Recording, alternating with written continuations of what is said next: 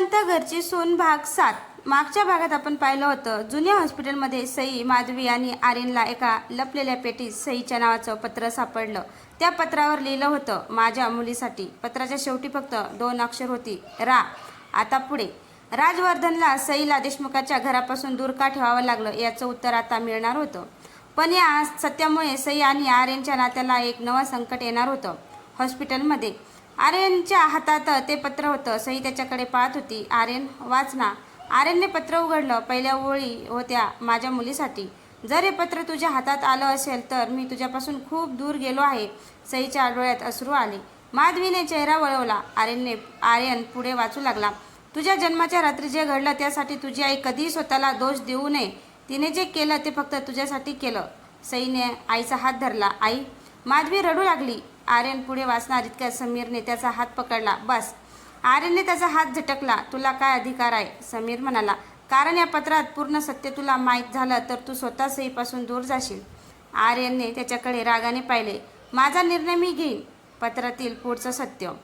आर्यनने पुन्हा पत्र उघडलं. यावेळी त्याने शेवटपर्यंत वाचलं. सईला देशमुखांच्या घरापासून दूर ठेवणं माझ्यासाठी सर्वात कठीण होतं, पण त्या घरात तिच्यासाठी सुरक्षितता नव्हती. सईने विचारलं, का? माधवी शांत होती. आर्यनने पत्र खाली केलं. आई, म्हणजे तू मला सांगत होतीस ते खरं होतं? माधवीने मान हलवली. हो, सई म्हणाली. पण त्या घरात माझ्यासाठी धोका कोण होता? माधवी काही क्षण शांत राहिली. मग हळू आवाजात म्हणाली, तुझ्यासाठी धोका बाहेरचा नव्हता, तो घरातलाच होता. सईच्या चेहऱ्यावर भीती उमटली. देशमुखांच्या बंगल्यात त्याच वेळी वैदेही घराच्या जुन्या खोलीत एकटी बसली होती. तिच्या हातात एक जुना फोटो होता. फोटोमध्ये माधवी, राजवर्धन आणि एक लहान बाळ होतं.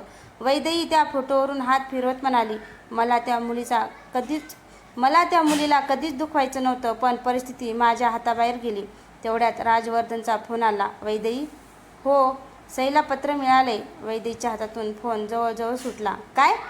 हो, आता सत्य लपणार नाही. वैदेही काही क्षण शांत राहिली. मग आता मला सगळं सांगावंच लागेल. वैदेहीचा भूतकाळ. 20 वर्षापूर्वी देशमुखाच्या घरात एका रात्री जोरदार वाद सुरू होता. राजवर्धन म्हणत होते, ही मुलगी निरपराध आहे. वैदेही रडत म्हणाली, पण तिच्यामुळे हे घर उद्ध्वस्त होईल. एखाद्या निरपराध मुलीला दोष देणं योग्य नाही. तुम्हाला परिस्थिती समजत नाही. राजवर्धन म्हणाले, मला सगळं समजते. तेवढ्यात बाहेरून कोणीतरी दरवाजा बंद केला. माधवी सईला घेऊन घराच्या मागच्या खोलीत उभी होती. तिला फक्त एवढंच ऐकू येत होतं, सईला आज रात्री या घरातून बाहेर काढलं पाहिजेत. माधवी घाबरली. तिने सईला घट्ट जवळ घेतलं आणि मागच्या दरवाजातून बाहेर पडली. वर्तमान काळात सईने आईला विचारलं, आई, त्या रात्री तुला कोणी घरातून बाहेर काढलं? माधवी म्हणाली, मी स्वतः बाहेर पडले. खरं? माधवी शांत झाली. सईच्या लक्षात आलं, आई अजूनही पूर्ण सत्य सांगत नव्हती. आर्यनचा विश्वास. आर्यन सईजवळ आला. तू मला एक गोष्ट सांग. काय? तुला माझ्यावर अजूनही विश्वास आहे? सईने त्याच्याकडे पाहिलं. हो. मग काही झालं तरी माझ्यापासून दूर जाऊ नकोस. सईच्या डोळ्यात अश्रू आले. पण तुझ्या घरामुळे आपल्या समस्या निर्माण झाल्या तर? आर्यन म्हणाला, माझं घर आणि माझं प्रेम वेगळं आहे. मला माझ्या प्रेमाची निवड करायची आहे. सईने त्याचा हात धरला. मलाही. समीरची नवी चाल. समीर हॉस्पिटलच्या बाहेर आला. त्याने फोन केला. फाईल सापडली. समोरून आवाज आला. मग आता काय? समीर म्हणाला, आता आर्यनला सईपासून वेगळं करण्यासाठी मला दुसऱ्या पुराव्याची गरज नाही. कशाचा पुरावा? समीर हसला. मी त्याला त्याच्या वडिलांचं एक जुनं गुपित दाखवणार आहे. आर्यनला आलेला मेसेज. आर्यनच्या फोनवर अचानक एक मेसेज आला. तुझ्या वडिलांवर विश्वास ठेवण्याआधी हा व्हिडिओ पहा. सोबत एक जुना व्हिडिओ होता. आर्यनने व्हिडिओ सुरू केला. व्हिडिओमध्ये राजवर्धन दिसत होते. ते एका व्यक्तीशी बोलत होते. आवाज स्पष्ट ऐकू येत होता. सईला या घरापासून दूर ठेवणं आवश्यक आहे. आर्यन स्तब्ध झाला. सईने विचारलं, काय झालं? आर्यनने फोन तिच्यासमोर केला. सईने व्हिडिओ पाहिला. तिच्या डोळ्यात अश्रू आले. म्हणजे तुझे बाबा मला खरंच दूर ठेवत होते? आर्यन म्हणाला, हो, पण कारण आपल्याला अजून माहिती नाही. सई म्हणाली, कदाचित त्यांना माझी गरज नव्हती. आर्यनने तिचा हात धरला. असं बोलू नकोस ग. राजवर्धनकडे परत. आर्यनने वडिलांना फोन केला. बाबा, मला तुमच्याशी बोलायचं आहे. कुठे आहेस? जुन्या हॉस्पिटलमध्ये. राजवर्धन काही क्षण शांत झाले. तुला पत्र सापडले? हो. राजवर्धनने डोळे बंद केले. मग आता वेळ आली आहे. कशाची?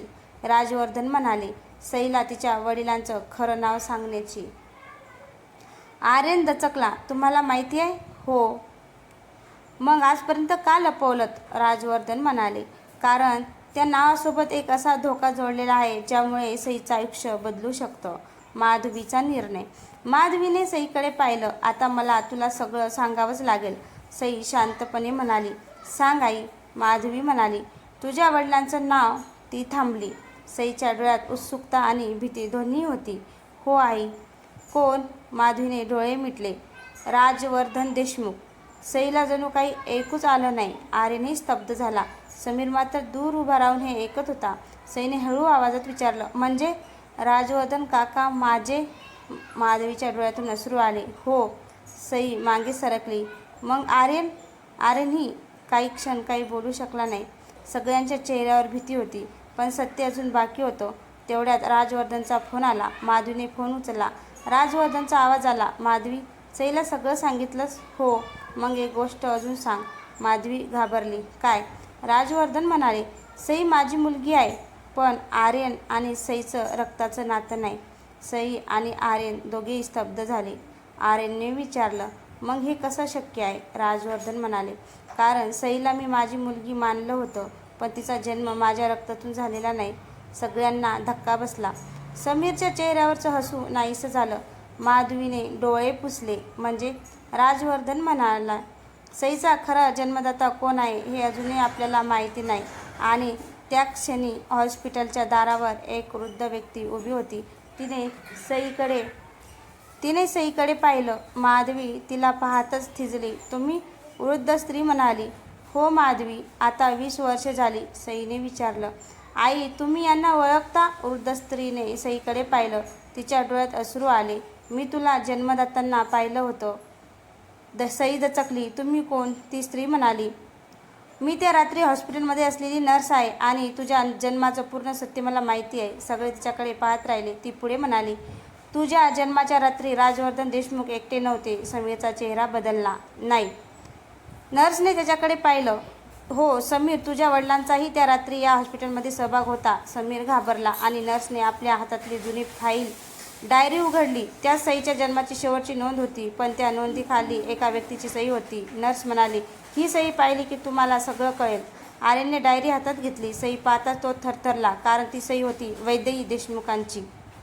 तर पुढील भागात आपण पाहणार आहोत वैदेहीची सही त्या हॉस्पिटलच्या रेकॉर्डवर का आहे, सईच्या जन्माच्या रात्री वैदेही हॉस्पिटलमध्ये का आली होती, समीरच्या वडिलांचा या सगळ्या प्रकरणाशी काय संबंध आहे आणि सईच्या खऱ्या वडिलांचं रहस्य आता कोण उघड करणार आहे. तर हे सर्व आपण भाग 7-8 मध्ये पाहणार आहोत. तर